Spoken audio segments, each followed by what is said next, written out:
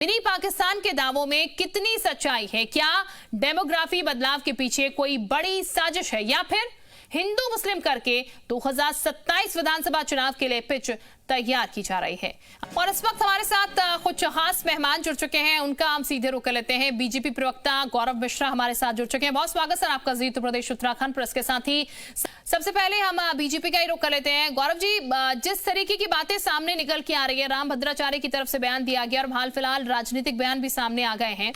ये कहा जा रहा है मिनी पाकिस्तान राम भद्राचार्य ने कहा था, लेकिन अब ये कहा जा रहा है कि मिनी नहीं, ये फुल पाकिस्तान हो गया है। क्या वाकई में ऐसा कुछ हो रहा है या फिर 2027 की पिच तैयार करने की कोशिश की जा रही है? देखिए, उत्तर प्रदेश में भारतीय जनता पार्टी की सरकार चल रही है 2017 से, और पश्चिमी उत्तर प्रदेश के संदर्भ में पूज्य महाराज जी ने ये विषय उठाया है। और स्वाभाविक है, अब नहीं उठाएंगे तो कब उठाएंगे। उत्तर प्रदेश में एक ऐसी सरकार है जिसने किराना के पलायन को रोका, जिसने पश्चिमी उत्तर प्रदेश में दंगों को रोका। आप देख सकते हैं कि पश्चिमी उत्तर प्रदेश दंगों के आग में झुलसता रहा। चाहे संभल की रिपोर्ट अभी आई है, आपने देखा कि संभल में 15 दंगे हो चुके हैं। मुजफ्फरनगर, मेरठ, शामली, बागपत, कोई ऐसा जिला नहीं है जिस जिले की डेमोग्राफी बदली ना हो। और पिछली सरकारों ने जिस तरह से तुष्टीकरण की राजनीति की, उसमें सबसे अगर अधिक वज्रपात किसी के ऊपर हुआ तो वो हिंदू समाज के ऊपर हुआ। और वो रुका कब? हिंदू समाज का चाहे संपत्ति हो, चाहे बहु बेटियां हो, व्यापारी हो, वो कहीं ना कहीं वल्नरेबल थे, उनके ऊपर आघात होते थे। और सरकारें उन दंगाइयों के पक्ष में खड़ी होती थी। यहां तक कि 5 नंबर कालिदास मार्ग में बिरयानी भी उनको खिलाया जाता था उन दंगाइयों को।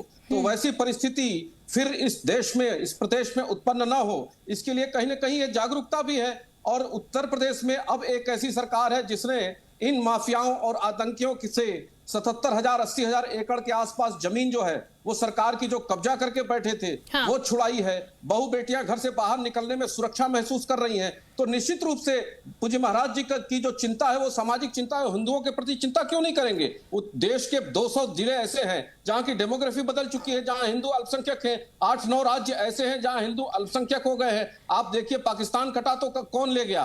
किसका हिस्सा वो कटा? ठीक है गौरव जी, बातें तो आप कह रहे हैं, लेकिन विपक्ष तो ये कहता है कि बीजेपी जो वो हिंदू मुस्लिम यहाँ पर करती है और हिंदू मुस्लिम करके ही वोट बटोर लेती है, और इसलिए ऐसे टॉपिक जो हैं वो बीच जनता में छोड़ दिए जाते हैं ताकि हिंदू मुस्लिम करके फिर राजनीति की जा सके।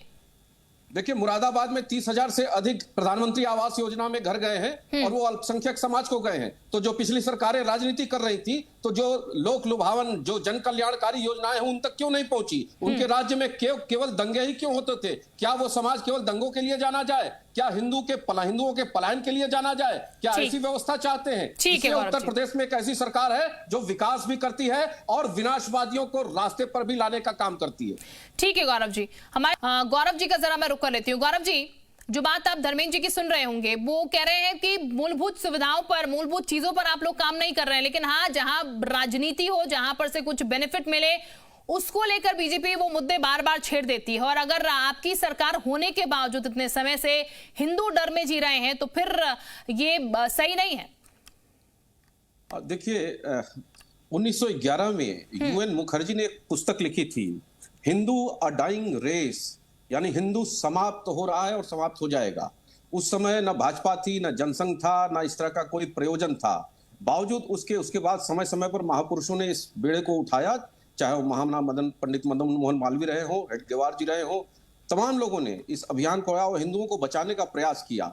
लेकिन सर्वाधिक नुकसान, सबसे अधिक नुकसान तुष्टीकरण की राजनीति के कारण आजादी के बाद हुआ, जो कांग्रेस और समाजवादी पार्टी जैसे दलों ने किया। और सबसे अधिक वैमनस्यता इन लोगों ने ही फैलाई और पश्चिमी उत्तर प्रदेश पूरी तरह इसके भेंट चढ़ गया। और आपने देखा किराना से पलायन, जहां 45-50% आबादी संभल में हिंदुओं की थी, वहां घटकर 15% हो गई। और भाजपा की अगर सरकार नहीं रही होती तो अभी पिछले वर्ष 24 नवंबर को 2024 को जो दंगा हुआ था, उसमें घट करके वो आबादी 2-3% पर आ जाती। आप जरा कल्पना करिए कि किस तरह से बहन बेटियों को उठा ले जाया जाता था और उनके संरक्षण में पुलिस खड़ी रहती थी, इनकी सरपरस्ती में, इनके सरकारों की सरपरस्ती में। लेकिन आज ये नहीं हो सकता, इसलिए किराना से पलायित लोगों को धर्मेंद्र जी, सवाल आपकी सरकार पर उठ रहे हैं, रखा गया और पुनः उनको पुनर्स्थापित किया गया। इस तरह से ये सरकार चल रही है। और इस सरकार से कोई अगर धर्मगुरु उम्मीद करता है तो वो क्या बुरा करता है भाई? आप उनको प्रीचिंग दे रहे हैं, आप उनको प्रवचन दे रहे हैं, और समाज की चिंता की जिम्मेदारी क्या धर्मगुरु की नहीं होती है? और एक धर्मगुरु बैठ करके आतंकवाद को